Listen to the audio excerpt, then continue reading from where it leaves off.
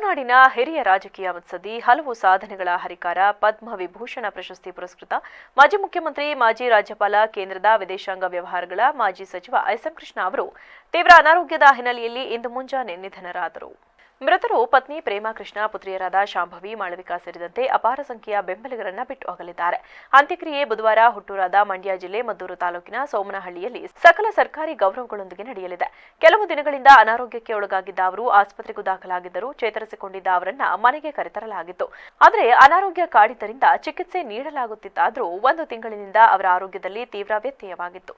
ಇದರಿಂದ ಬೆಂಗಳೂರಿನ ಸದಾಶಿವನಗರದಲ್ಲಿರುವ ಅವರ ನಿವಾಸದಲ್ಲಿಯೇ ಚಿಕಿತ್ಸೆ ನೀಡಲಾಗುತ್ತಿತ್ತು. ಚಿಕಿತ್ಸೆ ಫಲಕಾರಿಯಾಗದೆ ಮುಂಜಾನೆ 2:30 ಹೊತ್ತಿಗೆ ವಿಧಿವಶರಾದರು. ಸದಾಶಿವನಗರದಲ್ಲಿರುವ ಶಾಂಭವಿ ನಿವಾಸದಲ್ಲಿ ಇಂದು ದಿನಪೂರ್ತಿ ಸಾರ್ವಜನಿಕರ ದರ್ಶನಕ್ಕೆ ವ್ಯವಸ್ಥೆ ಮಾಡಲಾಗಿದ್ದು, ಬುಧವಾರ ಬೆಳಗ್ಗೆ ಹುಟ್ಟೂರು ಸೋಮನಹಳ್ಳಿಗೆ ಕೃಷ್ಣ ಅವರ ಪಾರ್ಥಿವ ಶರೀರವನ್ನು ಕೊಂಡೊಯ್ಯಲಾಗುತ್ತದೆ.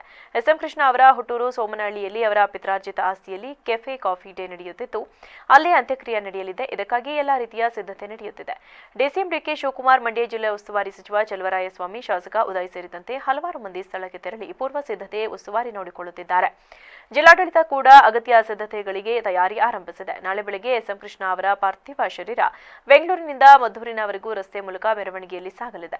ನಂತರ ಸೋಮನಹಳ್ಳಿಯಲ್ಲಿ ಸಂಜೆ 4 ಗಂಟೆಗೆ ಒಕ್ಕಲಿಗ ಸಂಪ್ರದಾಯದಂತೆ ಅಂತ್ಯಕ್ರಿಯೆ ನಡೆಯಲಿದೆ ಎಂದು ಕುಟುಂಬಸ್ಥರು ತಿಳಿಸಿದ್ದಾರೆ.